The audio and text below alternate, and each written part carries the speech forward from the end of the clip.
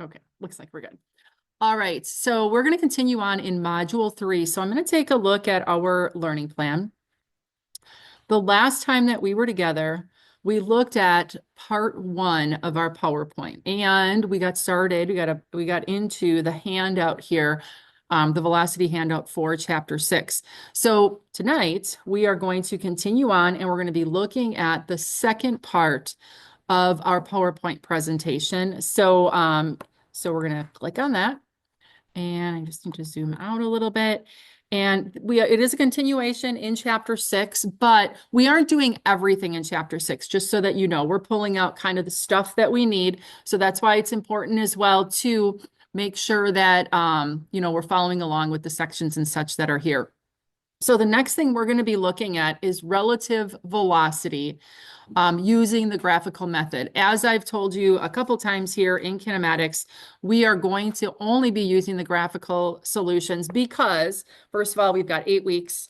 Not that I want to hurry through things it's not that you're not going to get what you need, but you guys get calculations at a lot of other places. So this is a great opportunity to see the graphicals play out and make sure that, again, we go back to, learning, not really learning, but relearning, reusing, getting good at AutoCAD again. So we've been using it as our main tool for all the graphical solutions, and we'll continue to do so. So the relative velocity method is going to be used when we're trying to find the velocity of an object that is dependent on the motion of other things. So in a 4-bar mechanism situation, we've looked at 4-bar mechanisms back in, I think it was Chapter 4, where we set them up, we moved them around, we saw the displacement or the spatial relationships that we needed for our mechanisms. But now what we're going to be looking at, okay, how fast are these things going? Okay. And relative velocity method is going to be used because when we indeed have mechanisms that have a portion that is driving and then the other portion is an output, or it's going to be going through a motion specific to the driver, we now have to figure out what that output is doing relative to our input. Now, the base equation, and this is a base vector equation for solving straight line velocities on 4-bar mechanisms, is going to be what we see here. So it's not going to mean a whole lot right now, but we will start to put numbers and letters to these things. So it says that the velocity of an unknown point on a mechanism is going to be equal to the velocity of the known point plus vectorially the velocity of the unknown relative to the known. Okay. Now, the other equation that we're going to keep in mind here is going to be that angular velocity equation, where we have angular velocity is equal to velocity divided by the distance or the radius from the center of rotation to the point that we're interested in. So in the earlier part of this handout, we spent time on the relationship between straight line velocity and angular velocity and being dependent on its distance from the center of rotation. So we're going to be applying that as well. Now, points on a link limited to pure rotation or pure translation. So when we are looking at mechanisms, as we saw when we were putting them through their motions, there are certain links that are going to have a path that is going to go around an arc that has the center fixed somewhere. But then there's also links like sliders that are going to translate, or they're going to move along a straight line, whether that's vertical, horizontal, or at an angle. So the first things that we need to do in the process of these problems is, first of all, determine, am I rotating on something, or am I translating? So am I fixed in my path in one way or the other? Then we want to determine the rotation, for instance, of the element that we're interested in. So we have to know, what are we trying to find? So if it is going to be an angular velocity, which link are we trying to find? Then you want to determine the direction of the relative velocities. And it's important to remember that anytime we're looking at velocities, so V's, straight line velocities, we know that those velocities direction-wise are going to be perpendicular to something. So it's either going to be the radius back to the center of rotation, or if it's a relative velocity, it's going to be the points that are connecting those. This is going to be perpendicular to the line connecting those 2 points. Then we're going to use our relative velocity equation to draw a vector polygon. And then we're going to determine the unknown magnitudes by measuring those vectors. So the graphical solution here. So we are going to go to page 7 in our handout, and we are going to continue on basically where we left off. So I'm going to go back underneath my camera. So page 7, this is where we start talking about relative velocity. So as we stated earlier, relative velocity of a point means that we are trying to find that velocity, but it's dependent on other links or other points. So in our classic 4-bar mechanism situation, if I look down here, this is just a generic diagram. We've got a 4-bar mechanism. We've got link number 1, which is our frame. Link number 2 is connected to that frame. It is the crank or the driver. So this is where we would have input. So whether it's a motor or a physical crank that we're going to be using, that's going to be like, if you would, where the input is occurring. Then there's a connecting rod to the output link here, okay? And as it looks here, it looks like it's oscillating. Now, a very common problem like this is where we have our driver, we know what the input is, so we have got W2, and we could put a value on there, but a very common problem is, what is the angular velocity of link number 4, okay, of link number 4? Now, when we start these problems, as you can see here, we're going to be creating our kinematic diagram. So our first step will always be kinematic diagram and mobility. Okay, mobility equation, that F is equal to, is there to ensure that you have the correct number of links and the correct number of joints, because in a situation like this, a 4-bar mechanism, we're expecting 1 degree of freedom. And if we don't get that, that means that we mislabeled or we didn't put enough items in there, and we had to go back and look at our diagram. So it ensures that our labels are good. So you'll notice that. Then what we're going to do is, once we know what we're actually going to determine, now we're going to go through the process of using the things that we know. So first and foremost, we have our base vector equation. Our base vector equation is going to deal with the straight line velocities on different points in our mechanism. So you'll notice that we're trying to find the angular velocity, and W is not in here, but on the link number 4, which is the link we're trying to find the angular velocity for, if we can find out what the velocity of C is, we can use this equation, rearrange it, and now all of a sudden we can solve for W when we know C and its distance away, okay? So we're going to try to find, this is going to be our unknown. So if we take velocity of C, if we think it's going in this direction, we're pretty confident, VC is going to be perpendicular to link number 4, which is the radius back to its center of rotation. And this then becomes our unknown. I'm going to call it the unknown, using that verbiage that we were using earlier. So our unknown velocity is going to be C, the velocity at C. Now, going backwards, if we look at velocity of B is connected to our input. Chances are, like I said earlier, a very typical problem, we're going to know what this W2 is, okay? Because it's our driver. So this is going to be considered the known variable.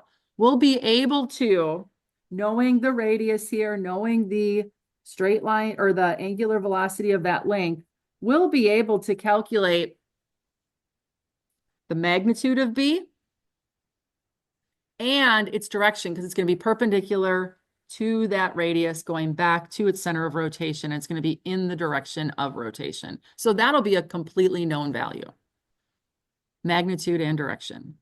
And then we're going to add vectorially to it the velocity of C, the unknown variable, relative to the known. Okay, so this one's new to us. So in this case, we know, first of all, it's a velocity, and it's going to be perpendicular to something.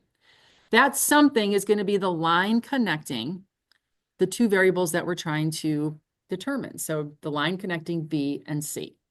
So this is the line connecting B and C. So the direction, and I put it as a dotted line. We don't know if it's going up or down, but this would be the direction of the C relative to B vector. And it's going to be perpendicular to the line connecting B and C. Okay. So this one is kind of half known. We know direction, but we don't know magnitude. Okay. So it's considered unknown. Okay. Now we have a vector equation. We've got an unknown on one side and we've got an unknown on the other side. Is that okay? Yes. Yes. We saw in our vector equation stuff from module 3 that it's okay to have two unknowns in a vector equation. It's just that they need to be separated by the equal sign. We can't have both of them on one side, okay? And we don't. The way that this is arranged, we have an unknown over here and we have an unknown over here. So we're good. We're good. Then we're going to do our vector equation business, and we are going to draw to scale, once we get, some calculations in here and we get our VBs and such, we're going to solve for the magnitudes of the velocity of C and the velocity of B relative to C. And we're going to use vector equation plus directions based on our original diagram. So as you can imagine, I know this is a sketch right here, kind of, looking at process. You can see that we'll be using AutoCAD to get these into their exact location. We're going to be using AutoCAD to get perpendicularities. We're going to be using AutoCAD to measure vector diagrams, okay, to graphically determine magnitudes, okay? And once we have that, once we know what VC is, we solve for that value, okay? Now we're going to be able to solve for W4 equal to VC divided by the radius to C. So once we graphically determine the magnitude of VC, now we're going to use that to do the final calculation. Does that make sense to everybody? Okay. Again, I know that we don't have, this is kind of our process sheet, if you would, or the things to keep in mind. Once we do a problem and put numbers and dimensions, it'll start to, kind of come together. We'll reference that back. Now, similarly, the other type of 4-bar mechanism that we run up against is called the slider crank. We've seen this many times. Now here, the same principles, the same process that we just looked at is going to occur here, but it's a little shorter problem, okay? And we'll see why. So step number 1 is going to be our kinematic diagram and mobility. So for each one of your problems that you do for me, even if it's not asking for mobility, you will be drawing the kinematic diagram and confirming the mobility, because again, that confirms that you have all the correct labels in place. And if you're short or you get something other than 1, and it'll be 1 for all of them that we do, okay? If you get something other than 1, 0, 2, 4, whatever, then you know that you missed on the labeling, okay? You want to go back and look at that. So that's going to be that. Then what we're going to do is we're going to look down here. We know that we want to find the velocity, for instance, many times of the slider as the crank rotates. So over here, I'm just going to say this is going to be my known side for right now. So my known is going to be the crank, the input. Maybe there's a motor attached here. And my unknown is going to be the velocity of C. Now the velocity of C, because it's a slider, this is going to be its end result. Its motion is going to be in a straight line. So it is only going to have straight line velocity. It will not have angular velocity, okay? And as we can see here, it's going to be along this line of action that's horizontal. So it will be a vector. So it will be, if you would, VC. But we don't know this magnitude just yet. We know its line of action, and based on this rotating clockwise, we can see that it's going to pull it along in that direction. So we're expecting it to go to the right. We just don't know by how much yet, like how fast that's actually going. And that we will determine through the relative velocity equation. Okay. And there as well, because B is on the endpoint of a known, we're going to be able to determine the direction of B and also its magnitude through, we should probably put this here, VB would be equal to W2 times R2 when we would have numbers. And then we would use that magnitude and direction in our vector equation. VB would be fully known, both magnitude and direction. Then we're going to add to it vectorially vector C relative to B. Okay, so C relative to B is going to be perpendicular to the line or the link connecting B and C. So we don't know if this is, up and to the left or down and to the right, but this is going to represent our VC relative to B. And then lastly, we've got the velocity of C. We know its line of action. We just don't know how long it's going to be. And we have a good idea of which way it's going to point, but we don't have the full, the full magnitude yet. So VC is going to be out here. Now, because link 4 is a slider and only is defined, its motion is defined by linear velocity, we get to end here. We don't have to now, like we did on the last one, plug it into an angular velocity equation. So our sliders are a little shorter, okay, by the nature of we can stop here because they don't have angular velocity, okay? The oscillators, then we have that extra step of doing the angular velocity, okay? So we drew all the vectors in place. So any questions so far? So I know we've had two kind of examples without numbers, but just to kind of get us used to placing the vectors on our diagrams. And as you can tell, as you can probably imagine in AutoCAD, these diagrams become very important. So pay attention to dimensions and things, because then when we start getting perpendicular lines and such, they have to be at the right angles. Okay, so let's look at a problem 620 in our book on page 162. And we're going to go through this process and we're going to, use AutoCAD to help us solve, okay? So, so what I'd like you guys to do is to open up to page 162 in your book and then also open up AutoCAD, because we will be looking, or we will be using it to help us in this process.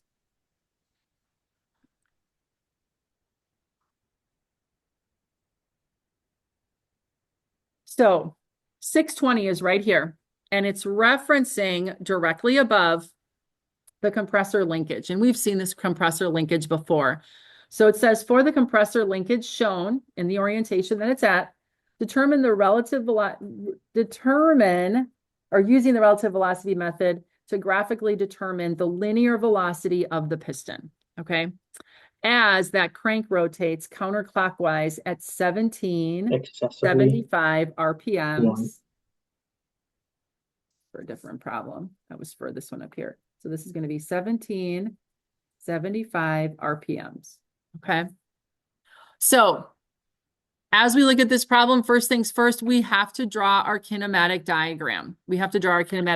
So what I'm going to have you do is in AutoCAD, open up AutoCAD, and what you want to do is you want to create the kinematic diagram of that slider crank mechanism. And again, all of the pertinent information with angles is here. And our W2 is going counterclockwise. I'm going to kind of put that in there. I'll kind of keep this up here. You want to use this information here. So you've got a 2-inch crank, 35 degrees from the 180-degree mark, and then 6 inches on that piston. And the piston line of action is in line with the center of that crank, okay, or the center of rotation of that crank. So I already created mine, so I'll just give you a little bit of time here to get yours in place.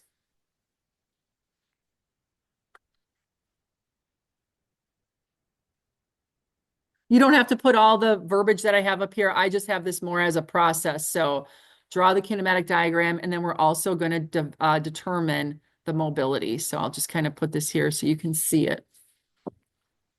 So if you wanted to compare, but you want to get yours to scale and in the right orientation.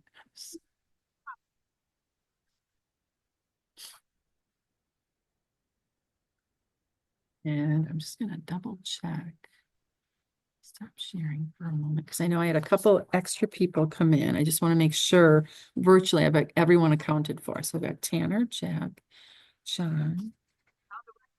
Chris.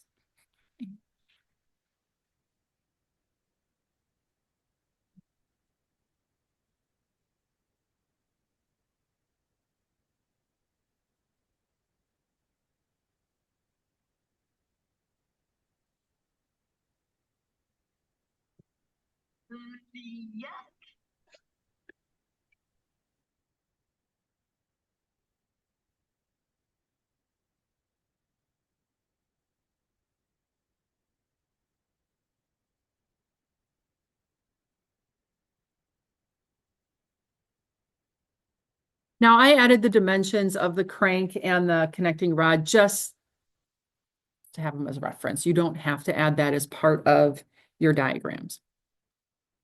As long as you're assured that everything is correct, good to go.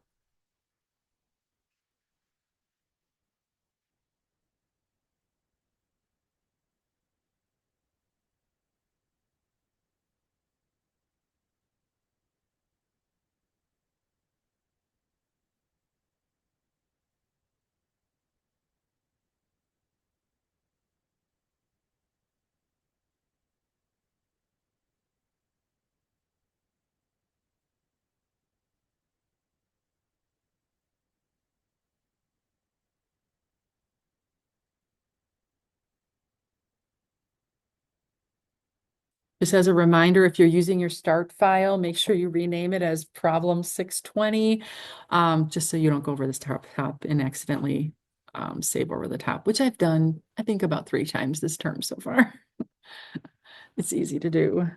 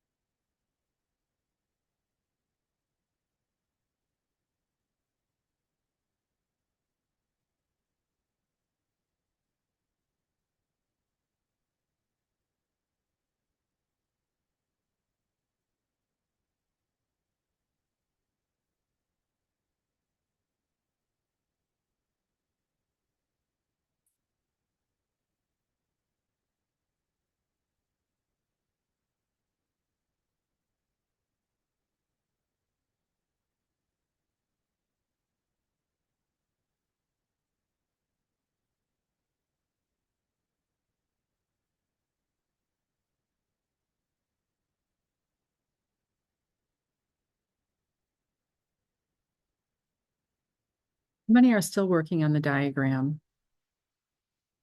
In the room, it looks like we're good. Okay. Yeah, I don't hear much clicking. Virtually, you guys okay to start looking at everything? Okay. Well, let's start looking at our next steps here. So you'll notice that as far as our kinematic diagram, we also want to determine mobility. So as you create your kinematic diagram, always add your mobility equation here. So mobility is going to be equal to F is equal to 3 times N, which is the number of links, minus 1, minus 2 times the primary joints. So we have 4 links, including the frame. So we've got 1, 2, 3, 4 as our slider. And then we have 4 primary joints. So we've got joint A, B, C, but then don't forget D. Okay, D, a sliding joint is a primary joint, just like a pin joint. So there's a total of 4. So this would be 9 minus 8. So our F is going to be equal to 1. Don't just copy and paste that, confirm that and be sure. Because again, if you didn't get 1, it means you're either missing something or something's not quite right. So, so it's a nice check to be sure you have all your labels appropriate. Okay, so now that we have our kinematic diagram, let's look underneath. Oopsie, wrong one. Back over here. Okay. We want to look at the top of page 9, which is problem 620 here in our handout. So we drew the kinematic diagram, and then our mobility equation, you know, blah, blah, blah, is going to be equal to 1. But we want to show that on the diagram, okay? Make sure you show that. Now, this is kind of in its generic form, but what we want to find in this problem is going to be the velocity of point C.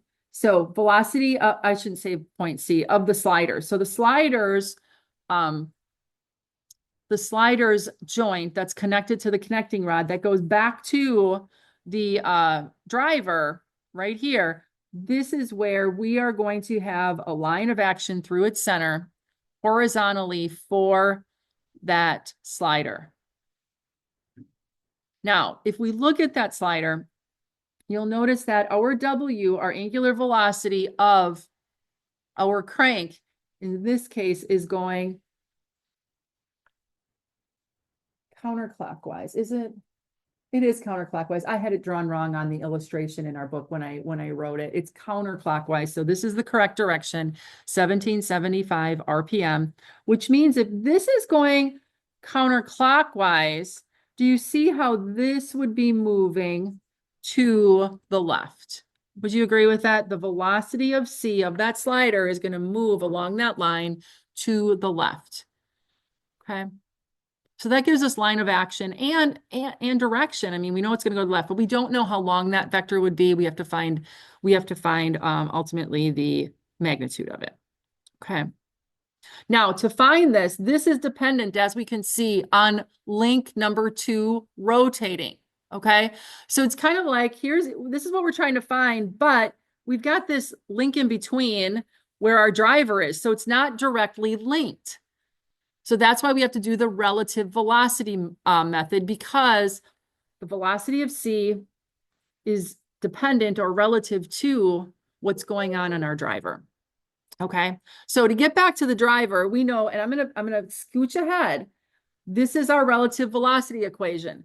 VC is our unknown. It's going to be equal to our known, which is going to be the velocity of B, which is going to be on the endpoint of our driver link where we know everything, plus vectorially the velocity of C relative to B. Okay. So if we go back up here, we need to find the velocity of B. Velocity of B is on the endpoint of this driver link. Okay. Draw it on our diagram as you believe the orientation would be. Show vector B, or the velocity vector B on our diagram here. Hoping that you drew it perpendicular to link number 2 and going down and to the left. It's going to go in the direction of rotation, and we're going to call this velocity of B. Okay. Now, we know its direction based on our diagram, right? Okay. And in AutoCAD, we sketched it here. In AutoCAD, we have all of our orientations here, and we can use this to get the precise direction perpendicular to that link. And we will in just a little bit, just so you know. Okay. But its magnitude, we can actually calculate at this point as well. Okay, so we know direction. We can get it very accurate using AutoCAD, but we also know its magnitude. We also can find its magnitude using our straight line velocity equal to angular velocity of the link that it's on, which is link number 2, times its radius or its distance away from its center of rotation. So if we put this in place here, W2. Now, you remember for W2 or for our angular velocity, we know that it's 1775 RPMs, but we can't use RPMs in this equation, can we? We have to change it to radians per second to be used in this equation, because that's what we get in and out. All right. So we need to do that conversion first. So if we take 1775 RPMs, I'm going to kind of do it over here where I've got a little bit of room. So 1775 revolutions per minute. Okay. And I know that 1 revolution is equal to 2 pi radians. So revolutions will cancel top bottom. And I know that 1 minute is equal to 60 seconds. So then my minutes will cancel. So my value for my angular velocity is what? The units are going to be radians per second. What's my magnitude? What's my number? 185.87? 88? 87? Which one? 87 or 88? 88. Lex, did you have 88? Okay. All right. So now that's going to be the value that we are going to use in that equation to get our magnitude of the velocity of B. So we're going to take 185.88 radians per second times the distance it is from its center of rotation, which is 2 inches. So my velocity of B, what's my number?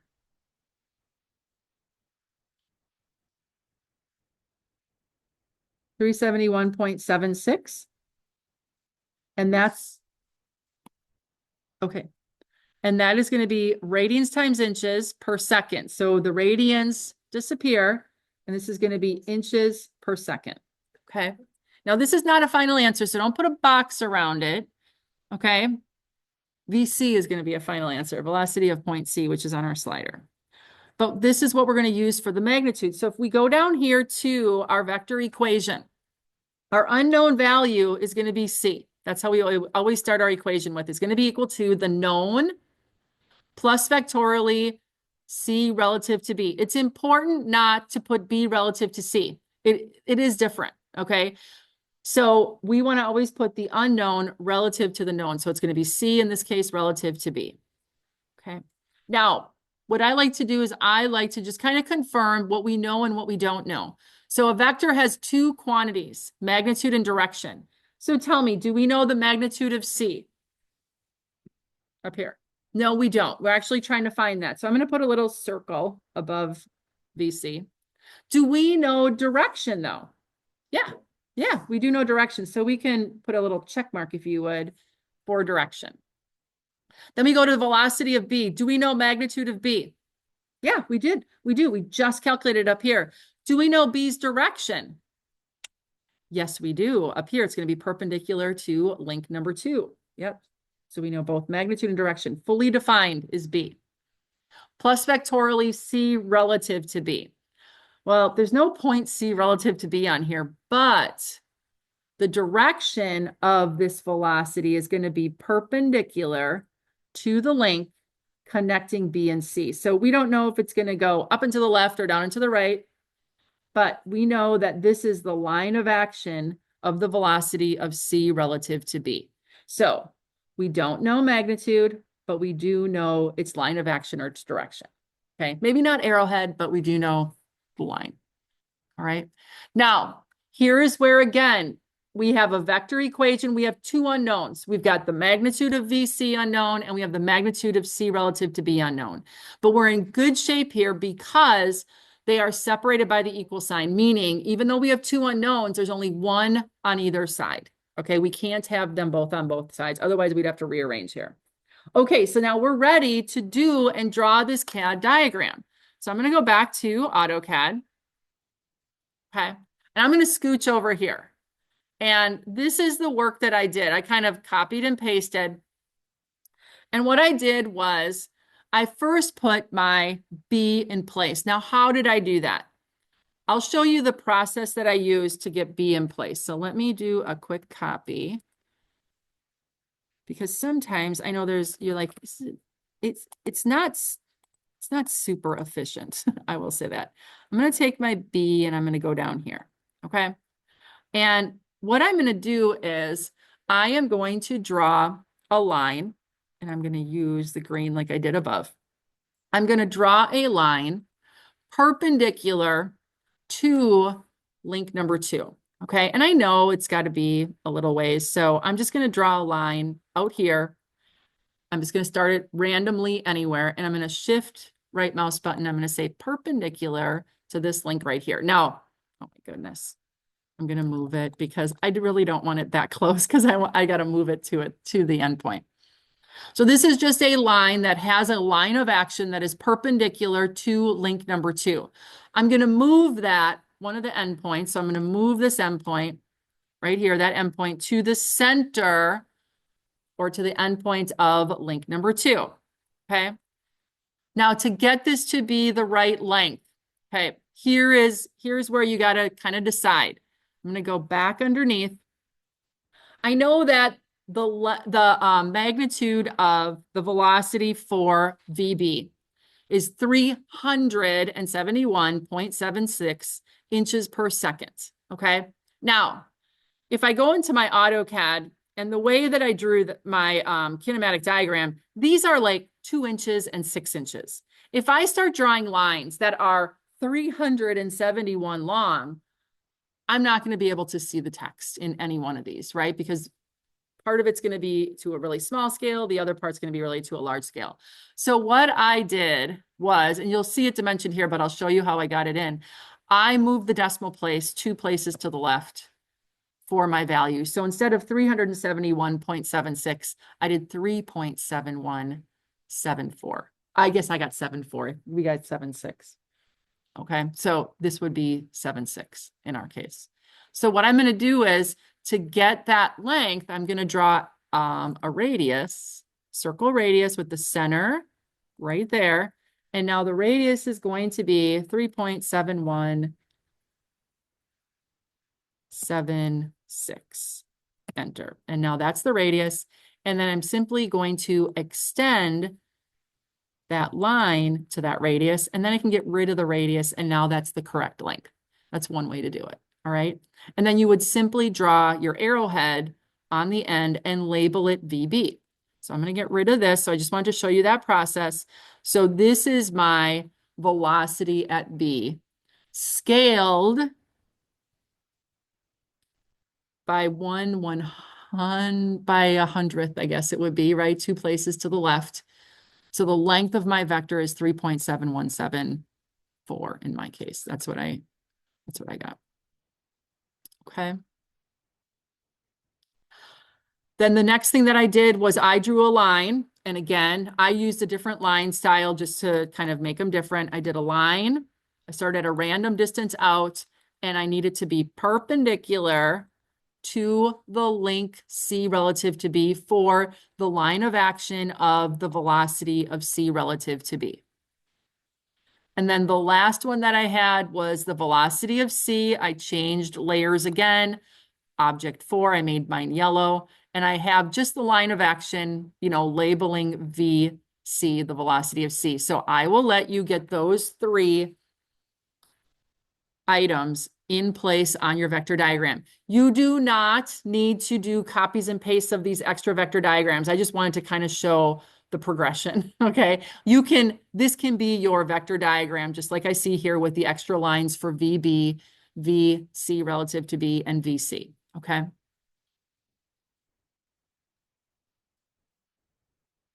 I do think it's important to dimension the velocity of B. That way I can see the scale that you're using. So,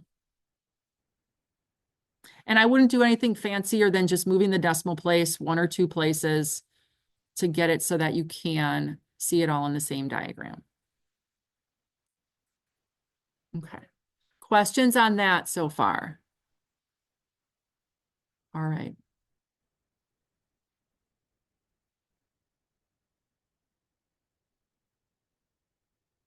So I'll let you get that in place.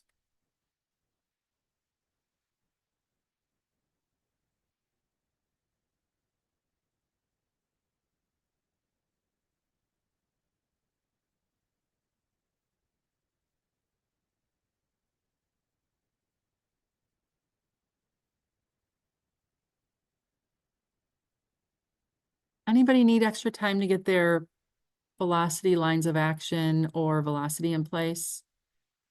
Okay. Then let's go to the next step. The next step is to using the relative velocity equation, graphically determine the magnitude and direction of the velocity of that slider VC. Okay, so we are going to create this vector diagram that we see right here. So what I'm going to do is I am simply going to grab my origin.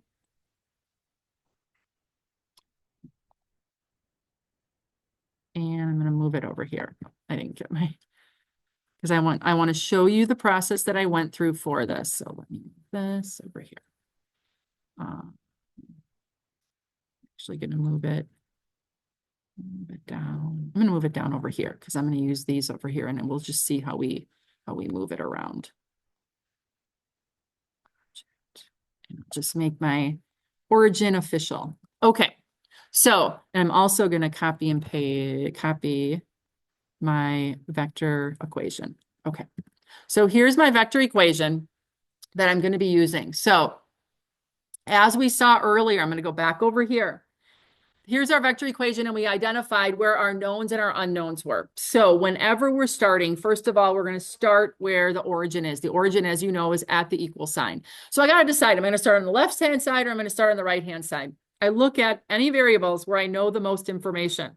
Where do I know the most information? The velocity of B. I know both magnitude and direction. That's where I want to start. So I'm going to start on the right-hand side of my equal sign here. I'm going to put in place the velocity of B, and I'm going to add to its tip the direction of the velocity of C relative to B. And then we're going to go back and we're going to do the same thing back on the origin with the velocity of C. And then we're going to find if we're going to see if we can find an intersection. Okay, just like we did in our previous module. So I'm going to go back to AutoCAD and go here. So I've got my origin here started for my vector equation. So I'm going to start with the velocity of B. I know B's magnitude and direction, so I'm simply going to copy my velocity of B. I'm going to start its tail. So the endpoint here is going to start at the origin. So here is my velocity of B. Now I'm going to add vectorially the line of action for C relative to B. So I am going to take my C relative to B. I'm going to copy. You can go anywhere along that line, but I'm going to put it here. This is going to be the line of action for my velocity of C relative to B. Okay, and I'm just going to put that there, not knowing. Now I've exhausted everything that I can do on the right-hand side of the equation. Okay, so now I'm going to go over the equal sign. Starting back at the origin, I'm now going to put in place my line of action for velocity of C, and that's right here. Copy this, and it's going to be there, and start at my origin. And now you're going to see that we do indeed have a potential intersection. So I'm going to take my extend command, and I'm going to extend my velocity of C relative to B to VC, okay? Which means that I can trim off this front part of VC. So I'm going to go to the trim command there, and I'll move that designation over here. Okay. Now I need to determine my arrowheads. So looking at my vector equation, okay? Gosh, I have no eyes but one set. I hope everybody is confident on all this. We'll see. My velocity of C equal to the velocity of B plus vectorially C relative to B. So on the right-hand side, I've got B plus C relative to B. So that means I'm going to place the tail of C relative to B at the tip of B, and the tip is going to go on the other side. So my vector C relative to B, its arrowhead is going to go up and to the left because it's VB plus C relative to B. Now that takes care of my left-hand side. I'm going to go back to the origin. So if I go on the other side, the tail starts at the origin and the tip goes to the last vector. So I'm going to change to object 4. I'm going to add then my arrowhead for VC. Questions so far? All right. Now, this gives me definitively how long that vector is. So in order to get its magnitude, because we're trying to find velocity of C, we needed VC relative to B to get there, but there is no question in this problem saying, can you find the velocity, the magnitude of the velocity of C relative? It's just the connector, okay? We don't need to measure it. You don't need to identify it. We just need to show it, label it, okay? Because it was part of getting the velocity of C. But our final answer is just, how fast is that slider going and in what direction? That's what they're asking. So that's my velocity of C. So I'm going to now dimension that. So I'm going to go from one endpoint to the other. So make sure you use your object snaps. And my number comes out to be 2.7254. Okay. I might be slightly different than you guys because you had a 7176. I had a 7174. So you're slightly different. Now, that is not my answer because remember, we scaled our values. Okay. So in your handout at the bottom here, it says, what is your final answer? Write your final answer down based on that number and put the proper units. Okay. Remember, we have to move that decimal place 2 places to the right. I'm going to go back and remember. So 274.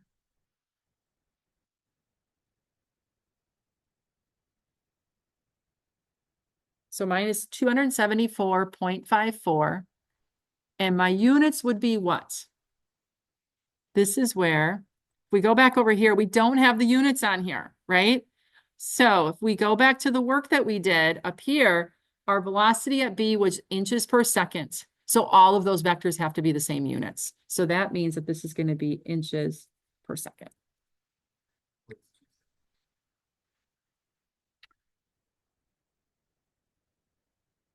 Oh, 272. Thank you. Yep. 272.54. Thank you. Okay. My answer is off. What angle? I don't know. Your angle is always going to be perpendicular. So if we go back over here, that's where you have to check. Are you, is your original diagram all set up correctly? And if it's not, then that's a problem. So my angle is going to be perpendicular to this. If I put a line horizontal here and I do a quick angle, I can tell you what my angle is. But again, from here to here, I have 101 degrees, Chris. The angle from here to here.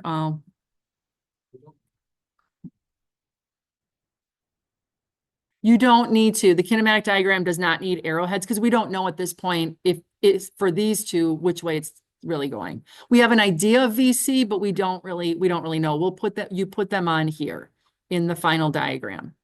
Was that helpful, Chris? The angle? I don't know.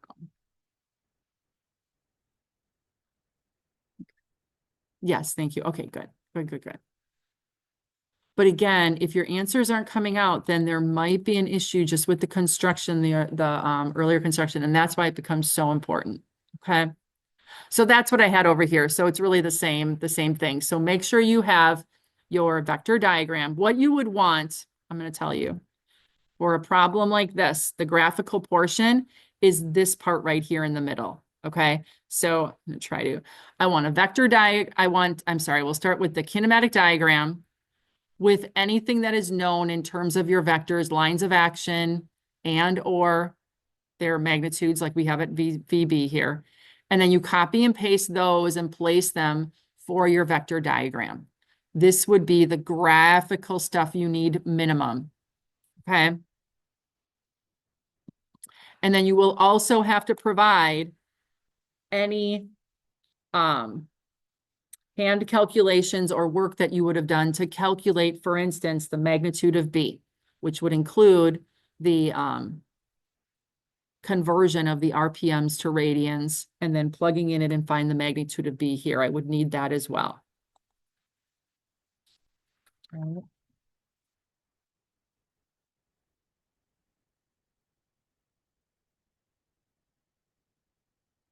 So that's our first kind of type of a problem, a slider crank mechanism. At the moment, any questions? I'll put this back up so if you need to look at it, you can see it. This is kind of like the second part of it. Okay.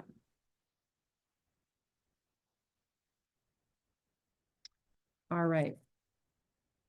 The last problem that we have in our handout is problem 627, okay? What I'm gonna do is, we're gonna take, this is just kind of a nice place we can take a break. I'm gonna take like a 15-minute break. That'll give anybody who needs a little bit of time to, catch up here to do so. And then we'll start our last problem then when we get back. So I'm gonna stop the recording here.